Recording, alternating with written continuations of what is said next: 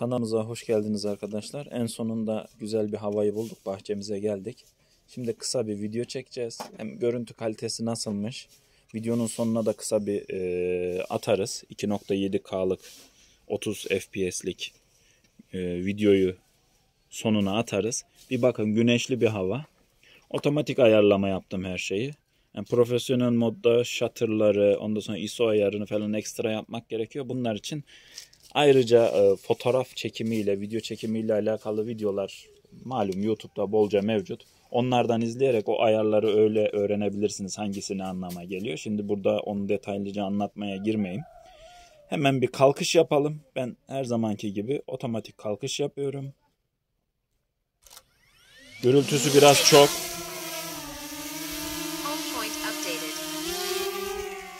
Şöyle yükselelim biraz.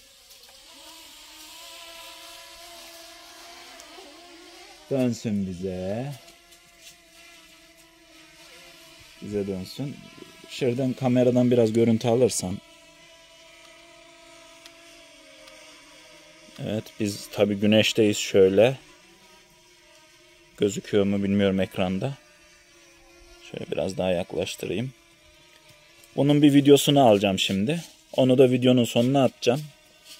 Daha geniş bir zamanda, daha geniş bir alanda shutter'larda tek tek deneriz. Burası malum ağaçlık alan. O shutter'ları, uzaklaşmayı, dikine roketi falan çok Gerçi roketi deneyebiliriz burada. Bir de roketi deneriz. Onu da göstermiş olurum size. Şimdi ben bir video başlatacağım. Videomuz başladı. Bir sağa sola yapacağım. Normal modda. Sinema modunu alacağım. Hızı biraz daha düşecek ve gimbal daha sabit bir şekilde görüntü alacak. Görüntüde sıkıntı olmayacak. Videoyu aldım. Yapabilirsem bu videoyu çektiğimiz şu anki videonun yanına da ekleyebilirim ama görüntüyü geniş görün diye videonun sonuna eklemeyi düşünüyorum şahsen. Şöyle bir aşağı eğilsin. Şöyle bir yukarı çıksın. Şöyle dağları falan çekelim. Döne döne. Yeterli. Bakalım akıcılık nasıl olur. Böyle 1 dakikalık bir video çekmiş oluyorum. Bu video burada bitsin. Bir de çağırayım drone'u ben.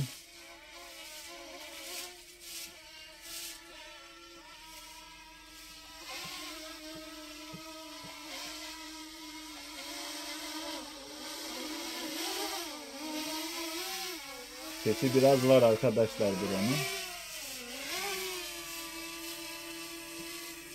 Şöyle kendimize doğru gösterelim. Bir de quick shot'lardan roketi deneyeceğim.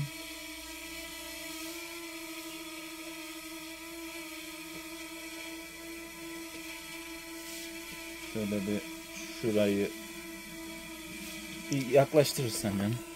Roketi deneyeceğim. Elle böyle bir işaret yapıyoruz. Burayı odakla diyoruz. İrtifayı belirliyor. 30 metre. 30 metre irtifa yeterli mi? İsterseniz varsa 40 yapalım. 40 yaptık. Start diyoruz. 3, 2,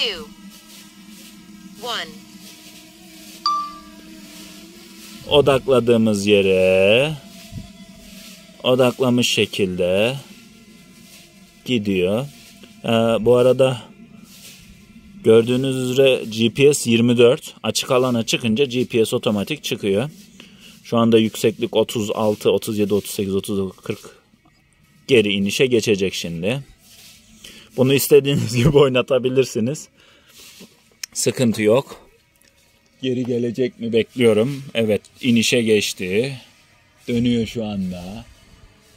Bugün biraz rüzgar var. Ama rüzgara rağmen ne bir titreşimi var, ne bir sıkıntısı var. Çok güzel. Kamerayı da eski ayarına getiriyor bakın arkadaşlar, yavaşça. Bu videoyu da atarım. İkisini sonuna atmış olurum.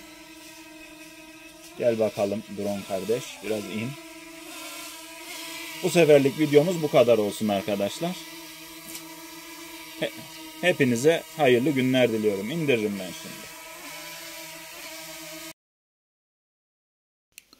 Şimdi arkadaşlar burada quick shot'lardan roket denilen işlemi yapıyor. Görüntü kalitesini görebilirsiniz. Görüntü oldukça kaliteli ve 40 metreye kadar çıkmıştı. Yasal sınırlar olan 120 metreye kadar çıkabiliyor.